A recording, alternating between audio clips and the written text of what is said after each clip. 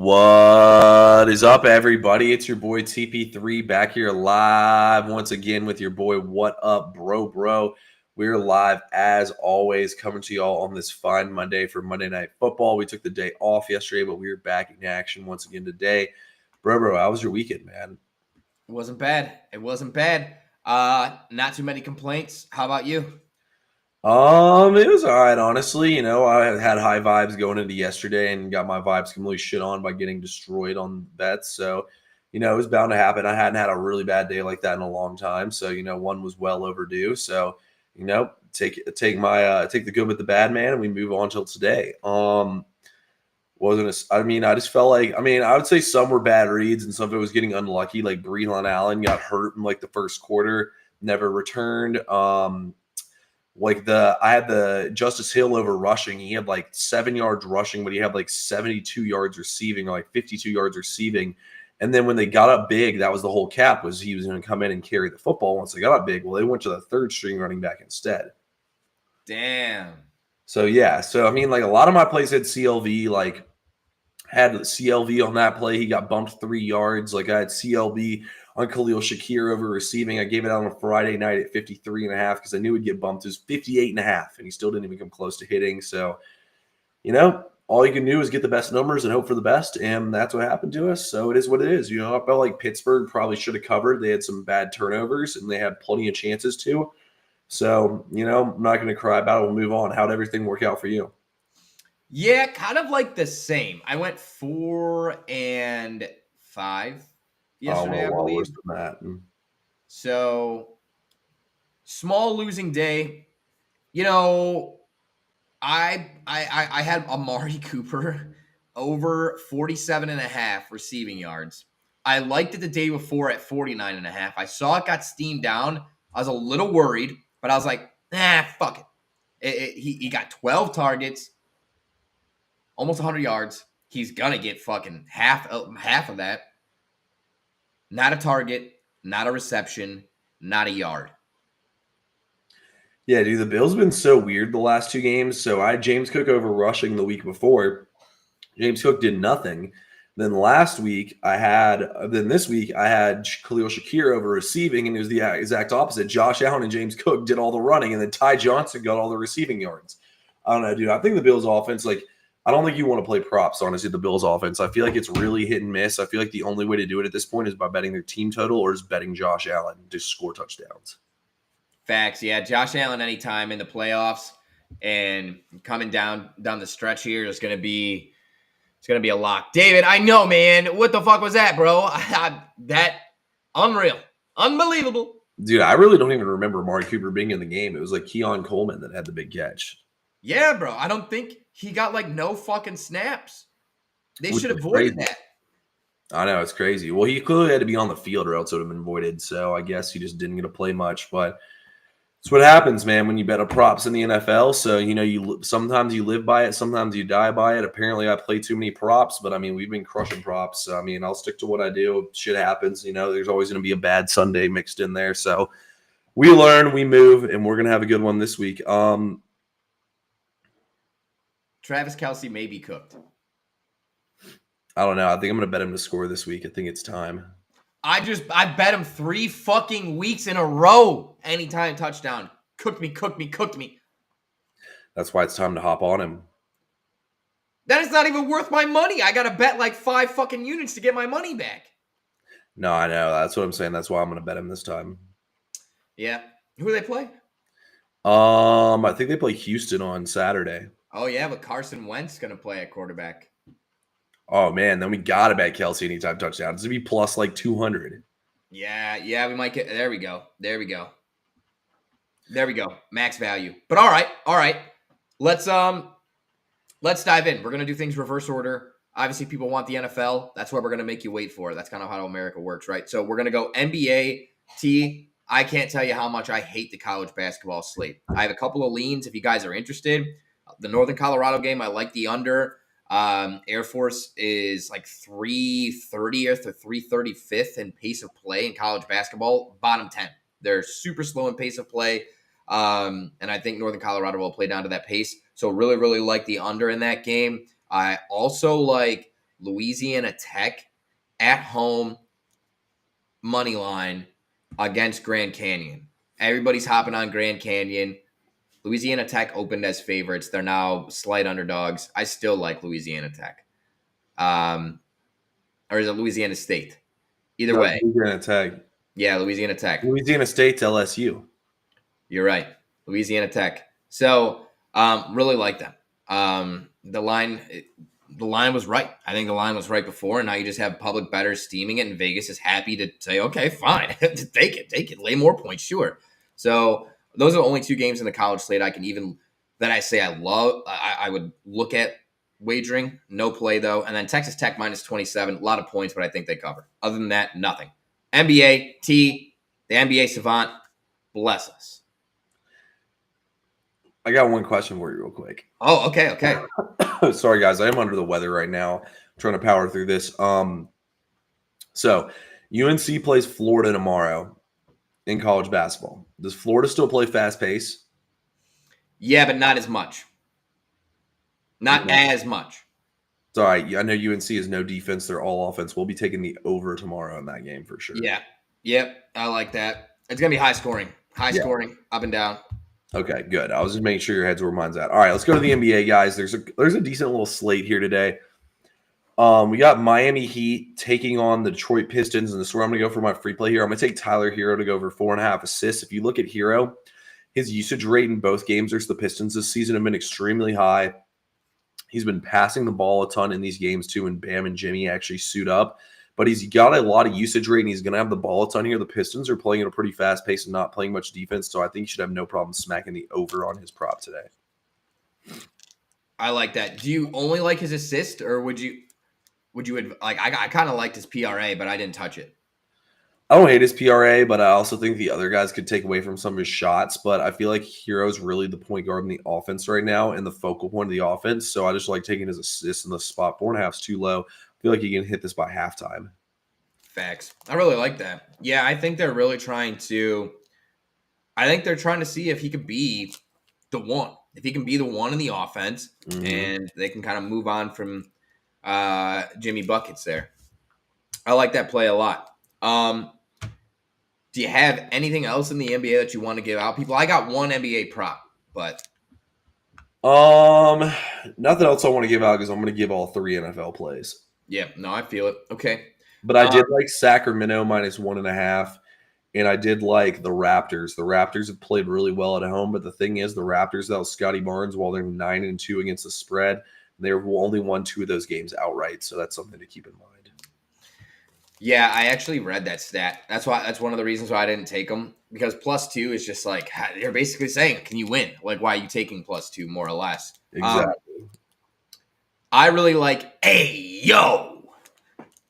Dosunmu. I assume that's how you say his name, Dosunmu. Yeah. Yeah. Nice. All right, I was waiting to get corrected there, guys. Through my studies. This doesn't happen a lot, by the way. You're talking about usage going up. AO's usage has gone up in each of the last 8 games. Okay? And I think this is a very similar situation to what we just spoke about in Miami.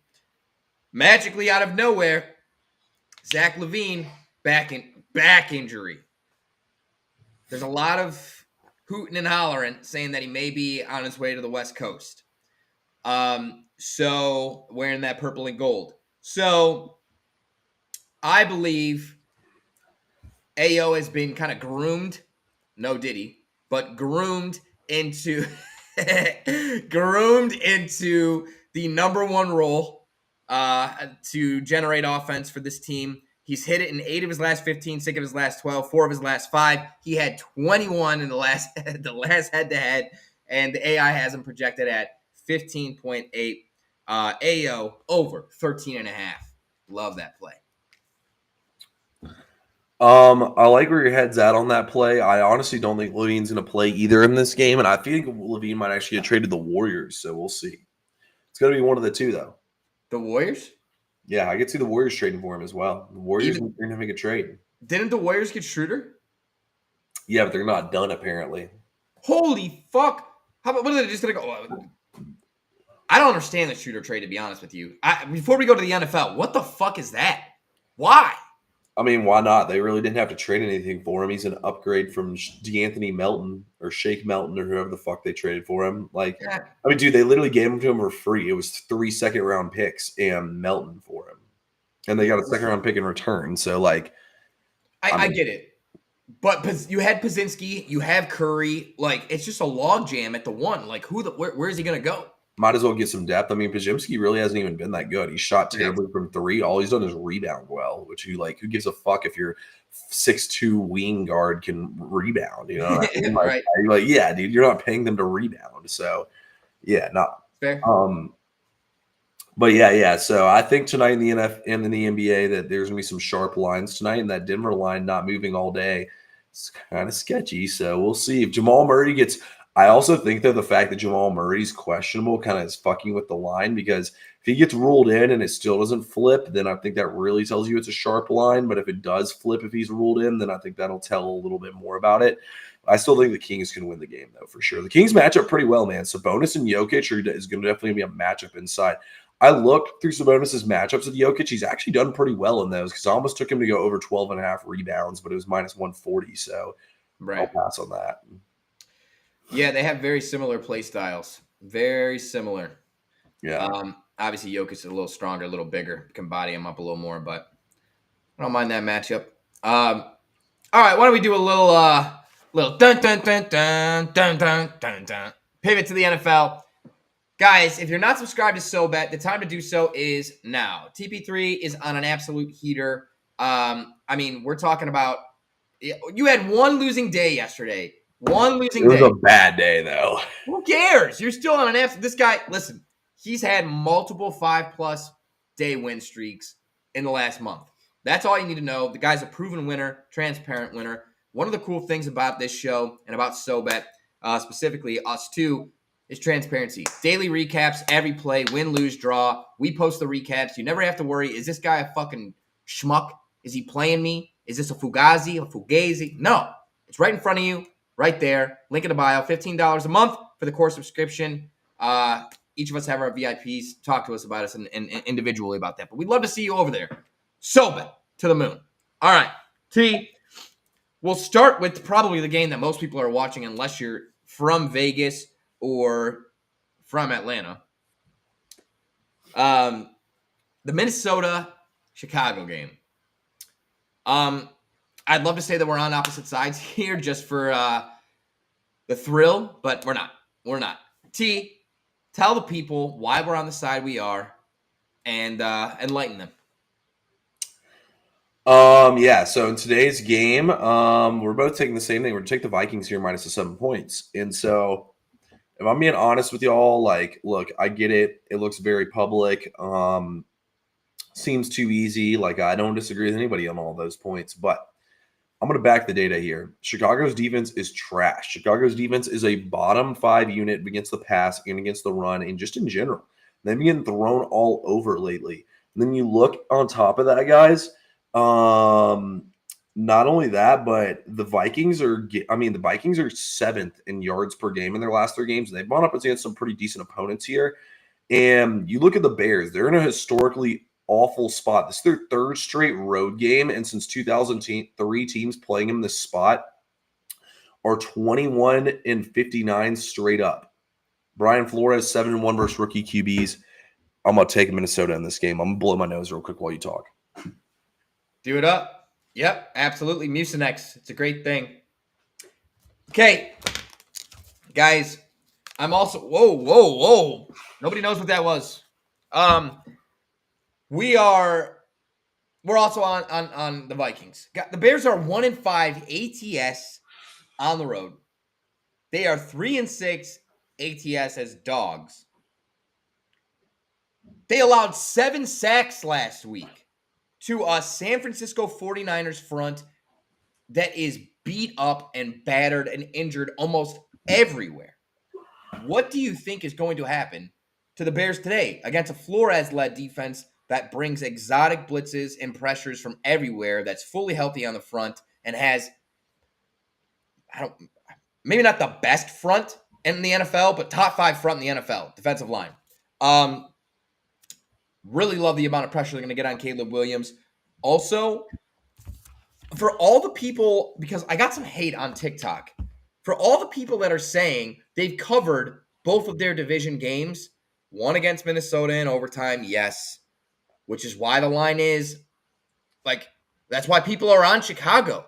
Listen, here's the thing. Let's not forget, when they played Detroit went down the field the first time, scored a touchdown. Went down the field the second time, like nothing. And then all of a sudden, you could literally see when the call from Vegas came in and said, hey, this is fucking Thanksgiving. We got millions of people watching. You need to tone this shit down. Get Goff some passes, throw it out of bounds, some field goals. Let's make some shit happen here. We'll get you the win. Help us out here with the viewership. That's what fucking happened. 4 straight drives down the field to start the game. The Detroit Lions scored. If they wanted to, that could have been 28-0 at halftime. Game over. If it wasn't on fucking Thanksgiving, that's exactly what would have happened. So, listen, I love me some Vikings. Even though Darnold might throw some picks, who cares, dude? Who cares? Yeah, no, I think it's a great spot for the Vikings offense to keep rolling. That's the thing, man, is like they're so creative with their game plans and how they call their offense. Like, I think the Vikings should definitely move the ball up and down the field on them in this game. I agree. I agree. I just pray, Vegas, leave this fucking game alone. There's a game in Vegas. Let's, leave this one alone. This is a good one.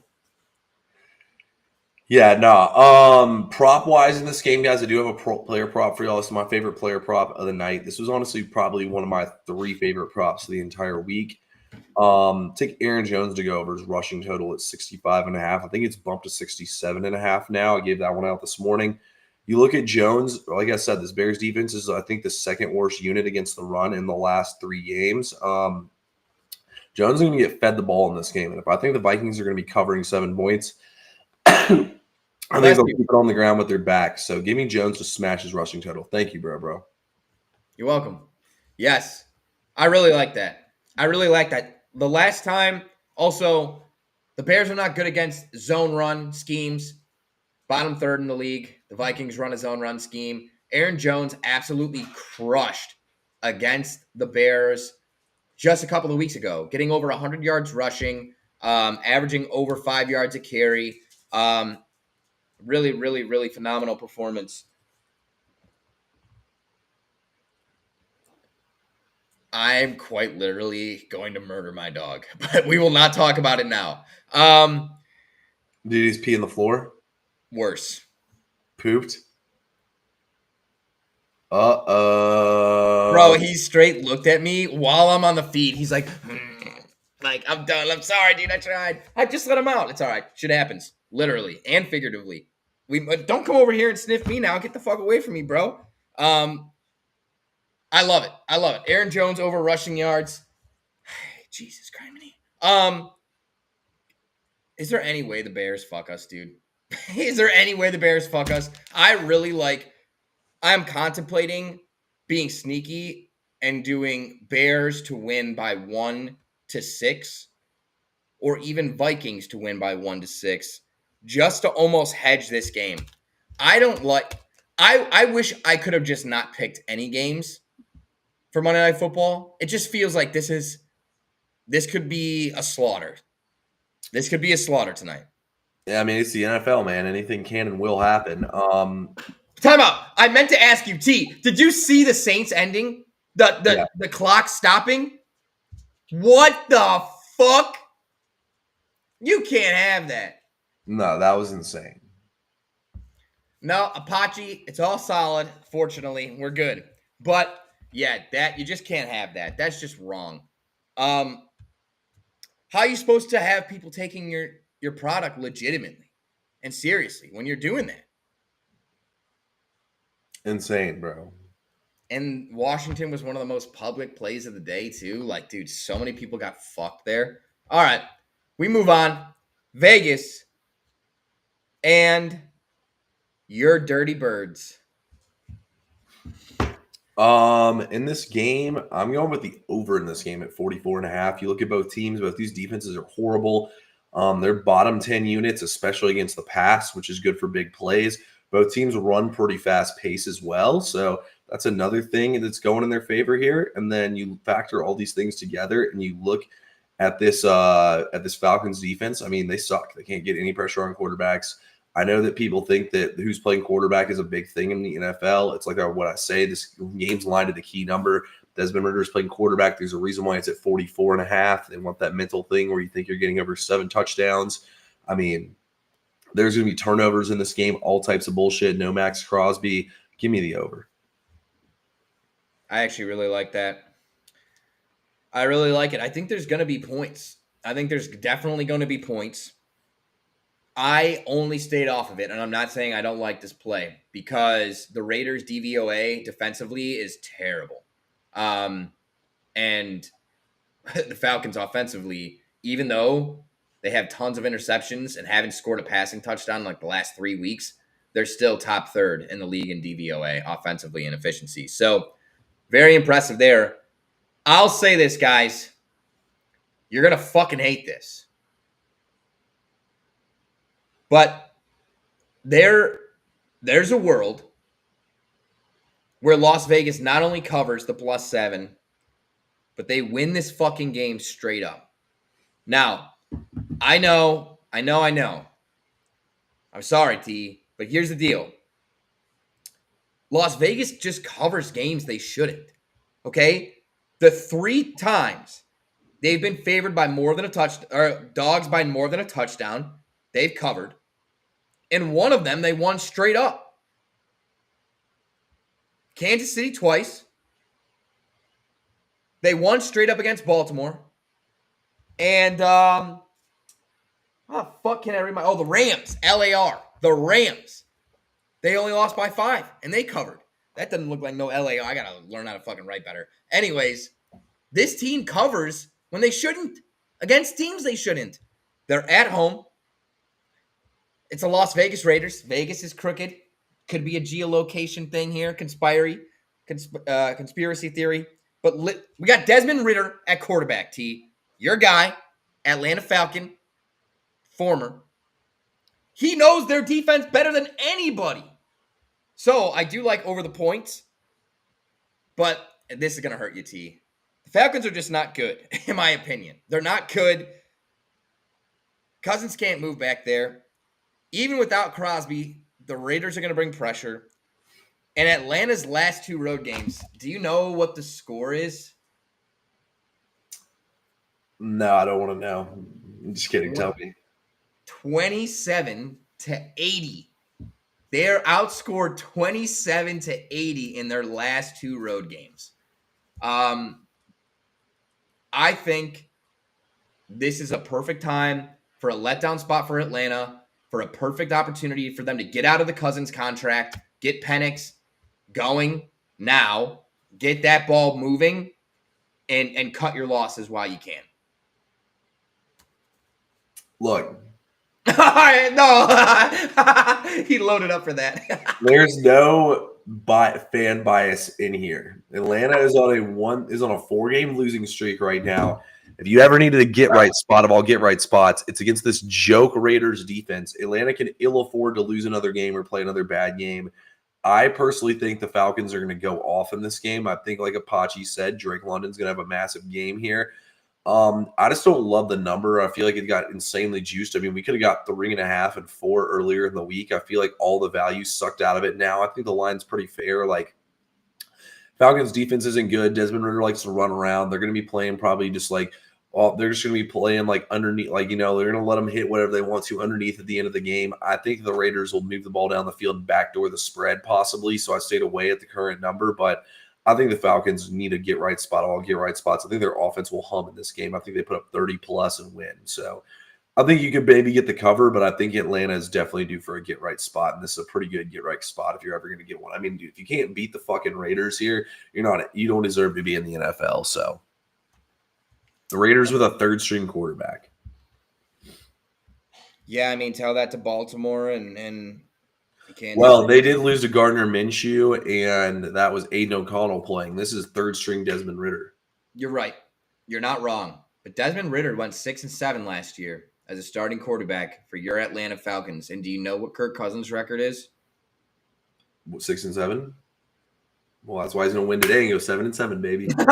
Jesus. All right. That's fair. All right, guys. I got a freaking Monday Night Football parlay for you. Hey, who's scoring the first touchdown in both games? Oh, okay. Let's do it. Yeah. First touchdown on each game.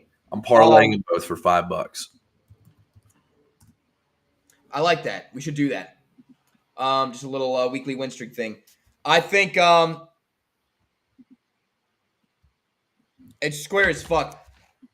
Either Aaron Jones or Addison. Ooh. No. Aaron Jones or Hawkinson. Hawkinson went off against Chicago last game for the first game. Cover him up this time. You said what? So they're going to cover him up this time. Okay. So I like Aaron Jones. What about you? I like Aaron Jones. Okay. And I like Drake. And I like Drake London. I for real could fuck with that. Drake London or Brock Bowers. I like. Oh, there we go. Brock Bowers over there. But yeah, I can fuck with that. Plus 37.50 on Drake London and what's his face? Together, Drake London and Aaron Jones. That's what I just sent it. That's my first touchdown score parlay right there. And then the last thing I want to say is prop wise in the Atlanta game, I actually think Brock Bowers is just like gonna be too heavy publicized. Atlanta's gonna lock in on him. I think Jacoby Myers goes over his receiving yards again. I love that. Wait. You said Jacoby Myers over? Mm-hmm. Dude, we are on to something, guys. This parlay, T, I think you're gonna like it. Okay. TJ Hawkinson over 3.5 receptions. Should be no sweat. Aaron Jones, 60 rushing yards. Jacoby Myers, 50 rushing yards. You mean receiving? Yeah. Jacoby Myers, 50 receiving yards. Drake London, 60 receiving yards. Plus 678. It's pretty solid. I think he cashes. Cousins has played his best game so far in primetime games this year. He's right. He played pretty good against Kansas City, and he played pretty good in that Buccaneers game. Guys, let me ask you a question. If you dress up a pig in a cow costume, what is it? It's still a pig. Okay, well, Kirk Cousins also had his best week in like 3 weeks last week against Minnesota. Debatable. How many touchdowns did he throw for? I don't know. I think it might have been 0. I can't remember.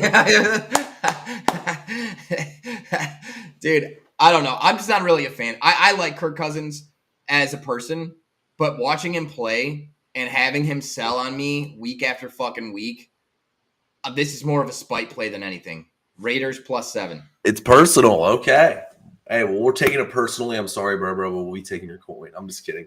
I hope you get a backdoor cover, and I hope the Falcons beat the dog shit out of them. So, okay, yeah. Listen, if you win by 7, I'll even take a push.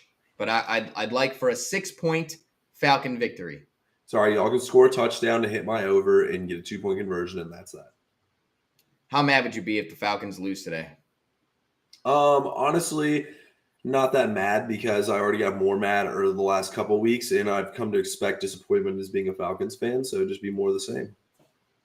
That's fair. They came out today saying that Deshaun Watson will indeed be competing for the starting job next year, meaning Cleveland has no intentions of cutting him, trying to trade him, nothing. They're just going to bring him back and run the same shit back. That is unbelievable. So, if you think you have it bad, man, Cleveland Browns will never be good again. Well, dude, they can't come out and just like not support him because they got to try to get like value out of him. You know what I mean? Like, all right, no value. Dude, anybody with 2 eyes and a fucking heartbeat saw that dude can't throw the ball. He can't play anymore. He's done. It's bad, bro. Yeah, I mean, you already invested so much money in him. You can't say. I mean, you might as you get nothing if you cut him. So I mean, you might as well let him keep on going. No. Just cut your losses. Cut your losses. Sign Tannehill. Sign somebody. We have Myles Garrett. What's that? You got Jameis, bro. They benched his ass. They did it. They haven't. They have. He's non. Stefanski is non-committed to a starting quarterback yet. Interesting. I'm hurt. T, I know we're gonna cash today. If you had to, out of all the plays you gave out on this show, tell the people what your favorite play is, like your highest graded play. Probably Aaron Jones over rush yards. Yeah, that's fucking solid as shit. I really like that play a lot. I really like Minnesota -6.5. I just think the Bears are grossly. I think they suck. Their defense sucks. I agree. Well, yeah, you heard it here first, guys. The weekly win streak. We can't thank you enough for being here. We only have 11 days until Christmas. So we're continue to be thankful for you guys. So grateful for you guys tuning in and sharing your time with us. We are going to be flexible through the holidays. We want to make sure we're getting you plays, getting you picks. Obviously, family gatherings and things of this nature. We'll keep you posted. That's why it's important. You're following us on social media at TP3 at TikTok on TikTok, at TP3 Bets rather on TikTok, at What Up Bro Bro on TikTok, and go to YouTube right now. Follow TP3 Bets and turn on notifications. Subscribe. Turn on notifications. Same thing with What Up Bro Bro. Turn on notifications so that way if you miss something, you're out and about. All of a sudden, you're at home. Bada boom, bada bing. We go live. You get a notification. You jump right in. You get all the locks. All right? We love you so much. T, I love you, brother. So happy you had a great weekend. We're back. We're rocking and rolling. We're going to cash today. Do you have anything for the people? Let's get some fucking money.